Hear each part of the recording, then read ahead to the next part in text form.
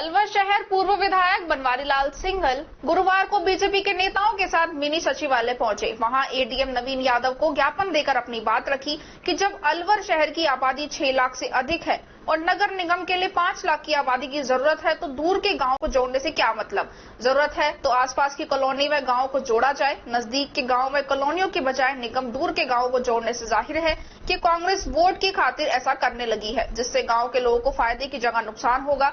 इस पर अधिकारी विचार करें और सही निर्णय करें। असल में सरकार ने अलवर नगर परिषद को नगर निगम बनाया है, इस कारण दायरा बढ़ाने की तैयारियां चल रही हैं। पूर्व विधायक बनवारी लाल सिंघल के साथ पूर्व पार्षद राजेश तिवारी सहित कई पार्षद व अन्य नेता थे।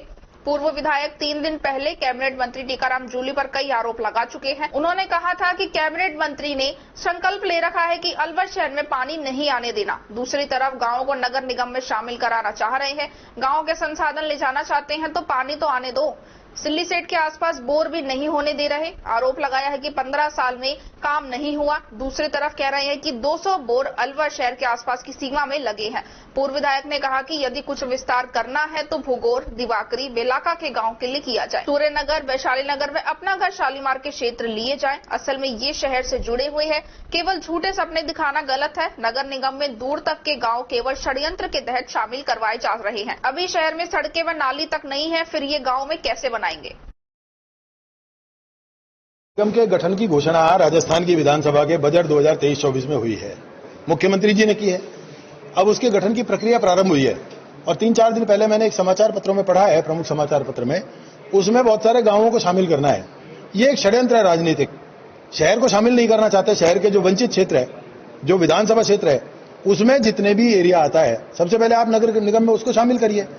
सूर्यनगर, वैशाली नगर, अम्बेडकर नगर आज तक गांव में वोट डाल रहे हैं, वो ग्राम पंचायत के निवासी हैं। शहर की यूआईटी की कॉलोनी के निवासी होने के बाद भूगोर, दिवाकरी और बेलाका, ये 3 ग्राम पंचायतों के लोग, ये भी आज तक शहर के नहीं है, जबकि ये शहर विधानसभा के वोटर हैं।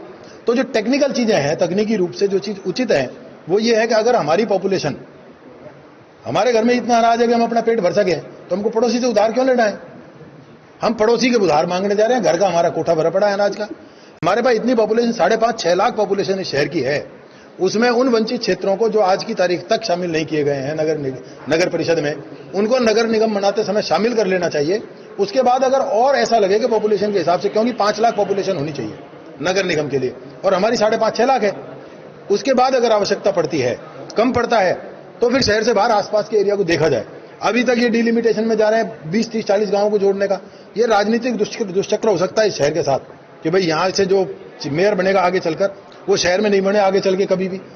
पंचायत राज के जो लाभ आज ग्रामीण क्षेत्र के लोगों को मिल रहे हैं, ये राजनीतिक दुष्चक्र के माध्यम से उनको भी समाप्त करना चाहते हैं। क्योंकि शहर तो आज वर्तमान में नगर परिषद हमारी इस राजस्थान की सरकार के खराब कामों के कारण से हमारी नगर परिषद अपने काम को करने में सफल नहीं हो रही।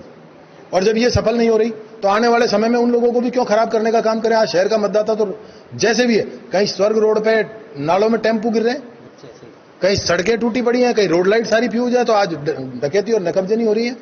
इन सब चीजों से हम उन विचारों को और दुखी क्यों करें जो आज पंचायत राज का कुछ ना कुछ लाभ तो ले रहे हैं।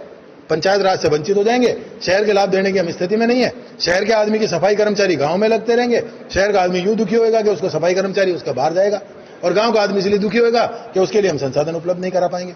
इसलिए मैंने कलेक्टर साहब को ज्ञापन दिया है और इसके बाद भी जो लड़ाई लड़नी पड़ेगी, राजस्थान का एंड तो राज्यपाल महोदय पर होगा। मैं राज्यपाल महोदय को भी ज्ञापन देना चाहूंगा इस संबंध में। उनको भी बताऊंगा कि ये गलत प्रक्रिया को रोका जाए, इस राजनीतिक षड्यंत्र को रोका जाए, और राज्यपाल महोदय से रुकवाएंगे क्योंकि उनकी अनुमति के बिना कुछ नहीं होना है। और अंत में अगर सब कुछ भी नहीं होगा तो फिर कोर्ट है ही, कोर्ट में जाके रुकवा दूंगा, क्योंकि कानूनी प्रक्रिया के बाहर कोई नहीं जा सकता।